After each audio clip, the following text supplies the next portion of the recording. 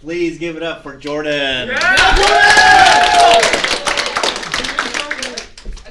so I'm Jordan. This is my exploration presentation on stop motion.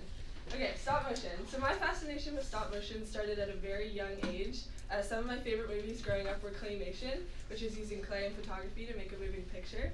Some of my favorites included Coraline, Wallace and Gromit, and The Corpse Bride. I was always super fascinated by how these films looked, but it wasn't until this year where Mr. Taylor showed us a short film during the narrative unit, which used live action actors in a stop motion technique. And I thought that looked really cool, so I knew when Explorations came along, I wanted to try something similar. My research starts with the year 1898, where the first ever stop motion animated film was created. This film was called The Humpty Dumpty Circus. It basically just consisted of a couple toys moving back and forth for a couple minutes. 1933, King Kong became the first movie to mix stop motion animation with live action actors, but it wasn't until 1988 where the feature film Alice became the first film to use pixelation, which is combining stop motion animation with live action actors in the same frame. Now, throughout my research, I realized that there was barely any information on how to use stop motion with live action actors, so that kind of led me to discovering which 21st century skill I wanted to focus on, and that was self-direction.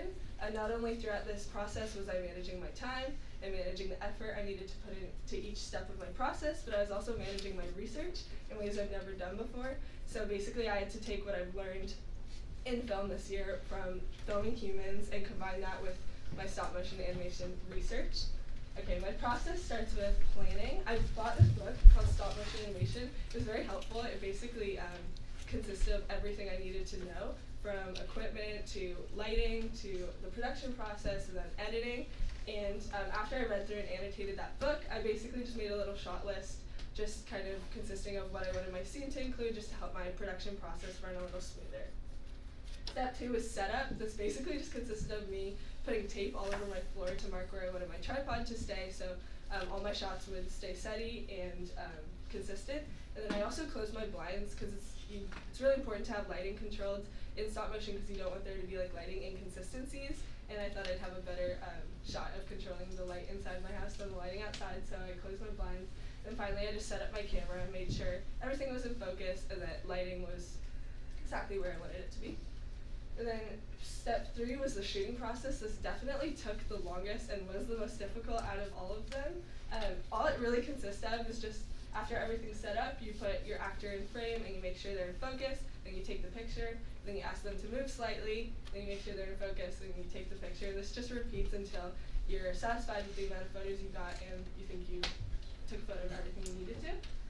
Step 4 was editing. I used Premiere Pro, obviously, and you basically just start by uploading all your photos into the media library, and then you drag them into your sequence. You make sure that they're all like right next to each other, touching. There's no like blank space in between, and you select them all. You right-click, then you press speed and duration, and then you basically just adjust the speed to however long you want each of your photos to play for. In my case, all my photos play for 0.04 seconds. Here's my infographic, which basically just goes over all of the steps I just explained